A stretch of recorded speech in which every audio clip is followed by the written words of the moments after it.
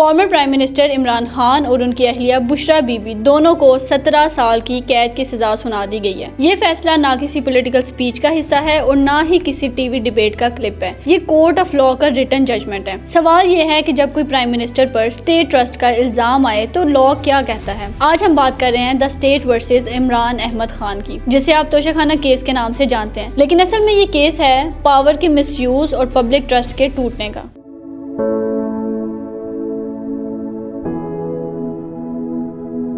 Toshakhana basically एक government department है, एक ऐसा डिपार्टमेंट जो कि बिरोन मुल्क के heads of the state, Kings, princess या जो भी इंटरनेशनल डिग्निटरीज हैं उनके दिए हुए तहाइफ को, स्टेट गिफ्ट्स को रिसीव करता है। लेकिन इसका असूल ये है कि अगर कोई भी पब्लिक ऑफिस होल्डर, जिसमें प्राइम मिनिस्टर भी शामिल है, अगर कोई गिफ्ट रिसीव करे तो सबसे पहला काम ये है कि वो इस गिफ्ट को डिक्लेयर करे और दूसरा इस गिफ्ट को डिपॉजिट करे तोशाखाना में। लेकिन अगर वो इसे तोशाखाना में डिपॉजिट नहीं करना चाहते और अपने पास रखना चाहते हैं तो इसके लिए इस गिफ्ट की मार्केट वैल्यू पे करके अपने पास रख सकते हैं, and that market value must be fair and genuine. इस केस के बैकग्राउंड से आगाज करें तो मई 2021 में इमरान खान और उनकी वाइफ बुशरा बीबी को सऊदी अरब के क्राउन प्रिंस की तरफ से एक डायमंड ज्वेलरी सेट बतौर गिफ्ट दिया गया, जिसमें एक नेकलेस, इयररिंग्स, ब्रेसलेट और रिंग शामिल थी। चूंकि तोशाखाना रूल के मुताबिक अगर तो इमरान खान ये गिफ्ट रिटेन करना चाहते हैं तो इसके लिए उनको फेयर मार्केट वैल्यू पे करनी होगी। लेकिन प्रोसिक्यूशन के मुताबिक जो एक्यूज यानी इमरान खान पर जो इल्ज़ाम लगा वो ये था कि गिफ्ट की एक्चुअल वैल्यू 71.5 मिलियन से ज़्यादा थी, लेकिन उन्होंने किसी अपने प्राइवेट अप्रेजर से उस ज्वेलरी सेट की वैल्यू को डिटर्मिन करवा के सिर्फ 5.9 मिलियन ही बताया और एक्यूज यानी इमरान खान ने स्टेट को सिर्फ 2.9 मिलियन ही पे किए। इस तरह इस गिफ्ट की अंडर वैल्यूड असेसमेंट से उन्होंने फायदा उठाया और ये एक ऑफेंस बन गया। अब इस केस की इन्वेस्टिगेशन के हवाले से बात करें तो सबसे पहले ये केस नैब यानी नेशनल अकाउंटेबिलिटी ब्यूरो ने उठाया, जो कि एक फेडरल एंटी करप्शन इदारा है। अब नैब को जो मालूमात मिली इस केस के हवाले से वो ये थी कि एक तो तोशाखाना की गिफ्ट को अंडर वैल्यू किया गया, यानी कि उसकी मार्केट वैल्यू को फेयरली डिटर्मिन नहीं किया गया। दूसरा, स्टेट को भी दूसरी पेमेंट नहीं दी गई और इस तरह से स्टेट प्रॉपर्टी का फायदा उठाया गया है। इस बुनियाद पर नैब ने इंक्वायरी शुरू कर दी और बाद में रेफरेंस भी फाइल करने का फैसला किया। अब यहाँ से इस केस का सबसे अहम लीगल ट्विस्ट शुरू होता है। कुछ अरसे के लिए नैब ऑर्डिनेंस में कुछ अमेंडमेंट्स की गई थी, जिसकी वजह से इस केस पर कई सवालात उठाए गए, लेकिन खैर बाद में सुप्रीम कोर्ट ऑफ पाकिस्तान ने नैब लॉज की अमेंडमेंट को रिस्टोर कर दिया, यानी नैब लॉज जैसे पहले थे वैसे ही दोबारा अप्लाई होंगे। सुप्रीम कोर्ट के इस फैसले के बाद जो केसेस पहले नैब के पास थे उन्हें ऑपरेशन ऑफ लॉ के तहत FIA यानी फेडरल इन्वेस्टिगेशन एजेंसी को ट्रांसफर कर दिया गया। ऑपरेशन ऑफ लॉ के तहत केसेस को ट्रांसफर करने का मतलब ये था कि केस को किसी जज के पर्सनल ऑर्डर से नहीं, किसी पॉलिटिकल प्रेशर से नहीं, बल्कि ऑटोमेटिकली लॉ के मुताबिक ट्रांसफर किया गया है। और कोर्ट ने यह भी क्लैरिफाई किया कि सिर्फ इन्वेस्टिगेशन एजेंसी चेंज होने से केस खत्म नहीं होता। और जब ये केस FIA को मिला तो FIA ने नैब का पूरा रिकॉर्ड रिसीव किया, डॉक्यूमेंट्स, स्टेटमेंट्स और वैल्यूएशन रिपोर्ट्स सब कुछ चेक किया। मतलब FIA ने इन्वेस्टिगेशन को री एग्जामिन किया, लेकिन पहले से मौजूद एविडेंस को भी कंसीडर किया और इंक्वायरी को लॉजिकली आगे बढ़ाया। अब इस केस में जो डॉक्यूमेंट्री एविडेंस मौजूद थे वो बहुत स्ट्रॉन्ग थे, जैसे Toshakhana assessment sheet, payment receipts, travel and visit records, जिस पर कोर्ट ने कहा कि डॉक्यूमेंट्री एविडेंस ओरल एविडेंस से ज्यादा रिलायबल होता है। इसके बाद प्रोसिक्यूशन ने कोर्ट के सामने 21 गवाह पेश किए। इन विटनेसेस में शामिल थे appraisers, associates, military secretary, deputy military secretary, NAB officers, इसके अलावा FIA इन्वेस्टिगेशन ऑफिसर्स।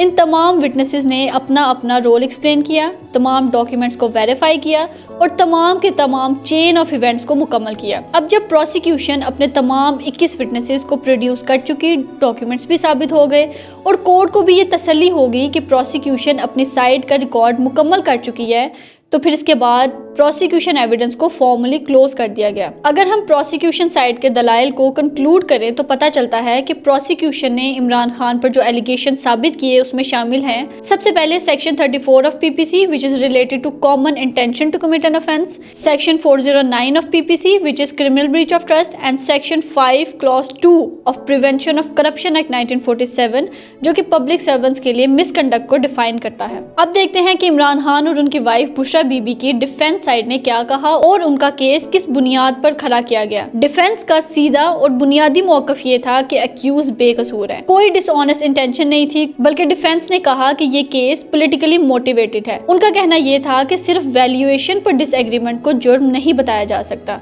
अब चूंकि इमरान खान पर क्रिमिनल ब्रीच ऑफ ट्रस्ट का इल्जाम था, तो उस पर डिफेंस ने यह दलील दी कि क्रिमिनल ब्रीच ऑफ ट्रस्ट के लिए मेंजरिया मतलब डिसऑनेस्ट इंटेंशन साबित होना जरूरी है। डिफेंस ने कहा कि इमरान खान ने गिफ्ट को डिक्लेयर भी किया, रिकॉर्ड्स भी सबमिट किए और पेमेंट भी की, इसलिए ये फ्रॉड नहीं, क्योंकि अगर उनकी नीयत चोरी होती तो वो गिफ्ट कभी डिक्लेयर होते ही ना। इसके बाद वैल्यूएशन के हवाले से डिफेंस ने कहा कि वैल्यूएशन एक अप्रूव्ड अप्रेजर ने की थी। अगर वैल्यूएशन जो थी वो गलत थी, अनफेयर थी, तो इसकी जिम्मेदारी अप्रेजर पर आती है, क्योंकि अक्यूज ने इस एक्सपर्ट पर रिलाई किया था और अक्यूज तो वैल्यूएशन एक्सपर्ट नहीं है, लिहाजा इसमें कोई क्रिमिनलिटी नहीं। सो नेक्स्ट डिफेंस ने यह भी कहा कि ज्वेलरी के लिए पेमेंट भी की गई थी।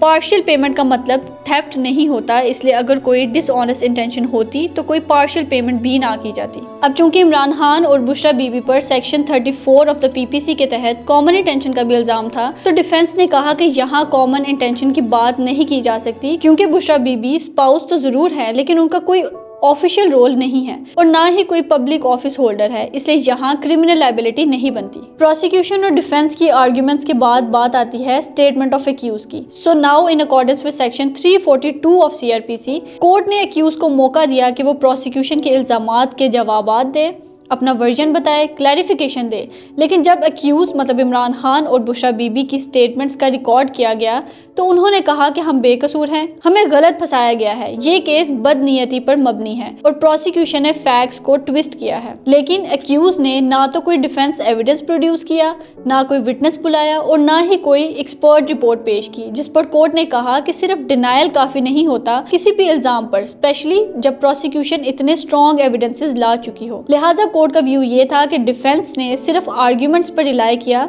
जबकि प्रोसिक्यूशन ने डॉक्यूमेंट्स और विटनेसेस दोनों पेश किए। अब तक कोर्ट के सामने प्रोसिक्यूशन का एविडेंस आ चुका था, डिफेंस अपनी साइड एक्सप्लेन कर चुकी थी और केस का पूरा रिकॉर्ड जज के सामने मौजूद था।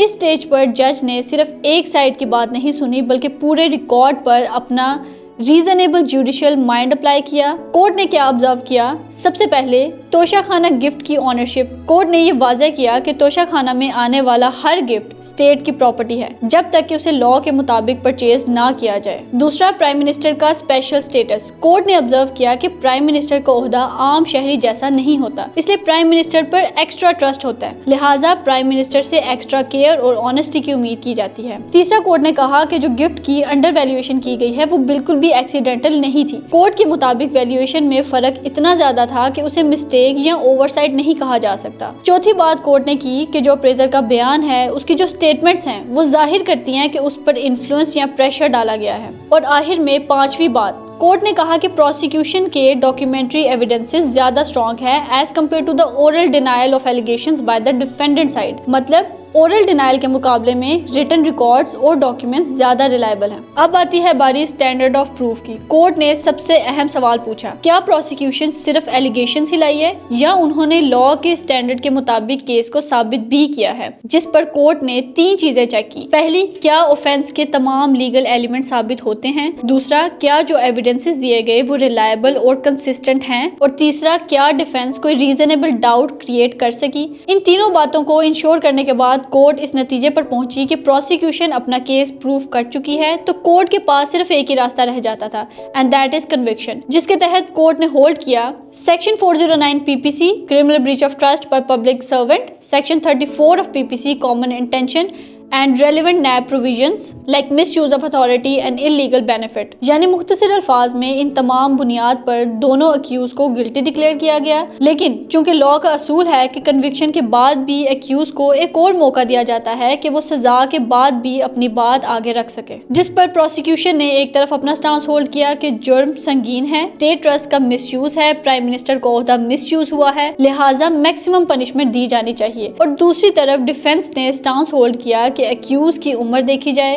पर्सनल सर्कमस्टांसेस को भी मद्देनजर रखा जाए, यानी अल्टीमेटली लीनियंसी दिखाई जाए। खैर, अल्टीमेटली कोर्ट ने दोनों साइड्स को सुनने के बाद फाइनल डिसीजन दिया। पहले चार्ज के मुताबिक यानी सेक्शन 34 कॉमन इंटेंशन और section 409 criminal breach of trust के हवाले से इमरान खान को 10 साल की कैद और तकरीबन 1,65,00,000 जुर्माना हुआ। और दूसरे चार्ज के मुताबिक यानी section 5 clause 2 of prevention of corruption act 1947 के हवाले से इमरान खान को 7 साल की सजा सुनाई गई। और बिल्कुल यही सेम सजाएं बुशरा बीबी को भी सुनाई गई, क्योंकि वो इमरान खान के साथ इन जराइम में बराबर की शरीक तस्वर हुई और साबित की गई।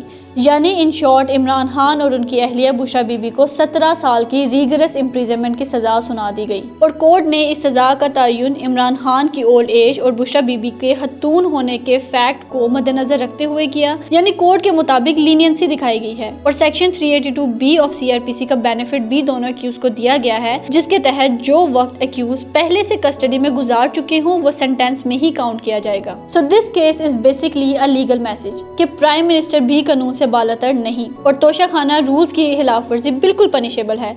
इसके अलावा स्टेट गिफ्ट्स स्टेट प्रॉपर्टी हैं, जिसकी अंडर वैल्यूएशन करप्शन के जिम्मे में आती है। लिहाजा ये जजमेंट सिर्फ इमरान खान या तोशाखाना का फैसला नहीं बल्कि रूल ऑफ लॉ का इम्तिहान था, जहां कोर्ट ने ये वाज़ह कर दिया कि पब्लिक ऑफिस कोई पर्सनल प्रिविलेज नहीं बल्कि पब्लिक ट्रस्ट है। कोर्ट ने ये वाज़ह किया कि तोशाखाना के कवानीन की खिलाफ वर्जी सिर्फ एक छोटी गलती नहीं बल्कि जवाबदेही का मामला है। ये फैसला ये याद दिलाता है कि कानून के सामने हर शख्स बराबर है, चाहे उसका ओहदा कितना ही बड़ा क्यों ना हो।